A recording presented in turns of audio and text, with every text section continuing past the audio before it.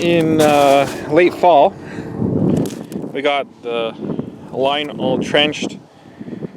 It goes to the back of the sea can there.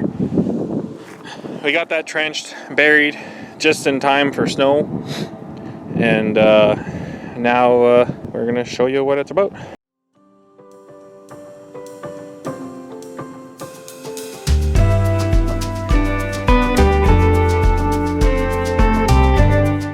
Tractor.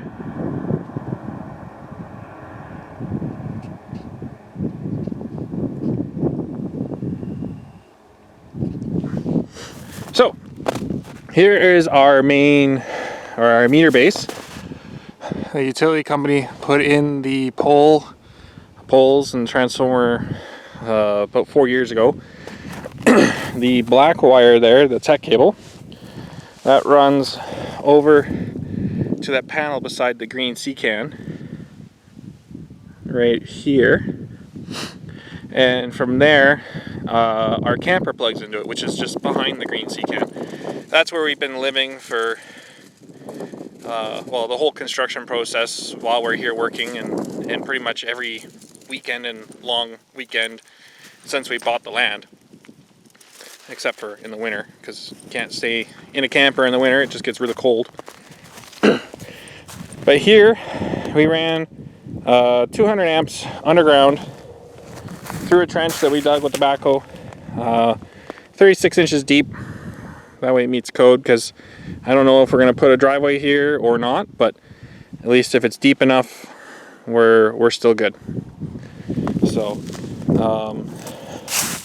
so we'll walk over to the pump house.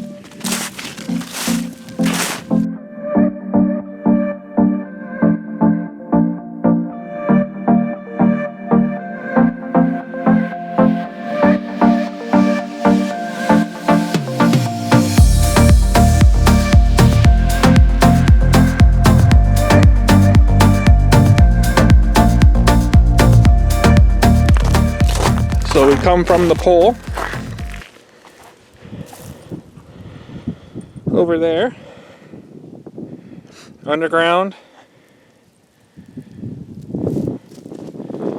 to this conduit here, which goes up inside the pump house. All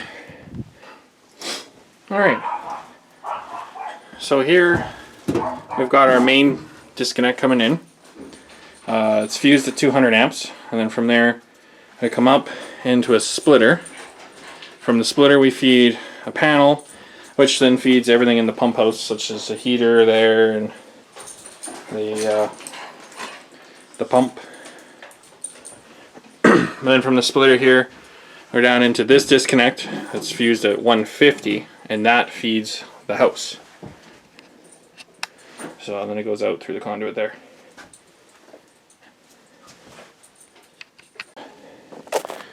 Alright, so now after that pipe, it comes out right here.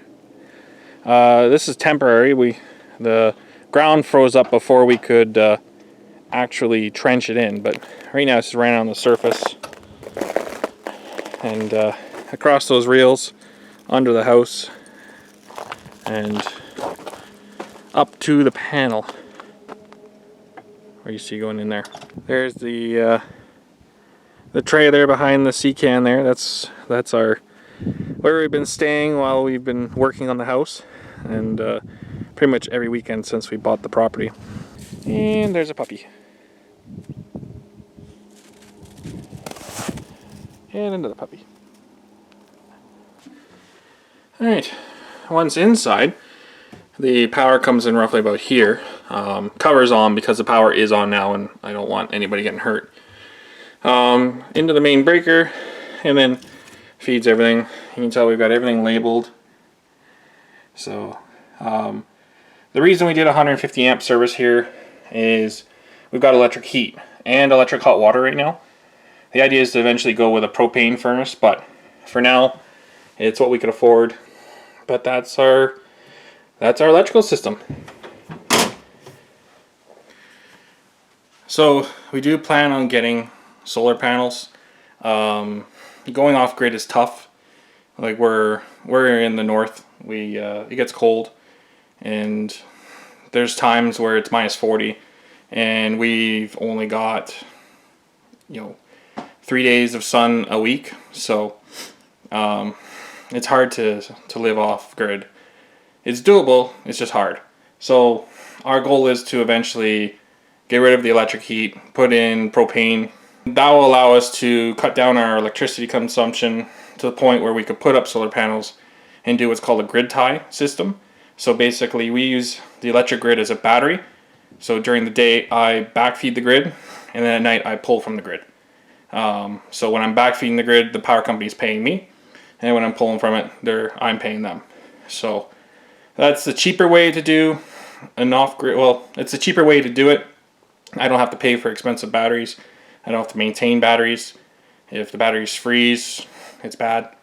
So this way it is cheaper and a little bit more reliable. We'll end up probably getting a backup generator, because if we lose power at minus 40, it can get bad pretty fast. So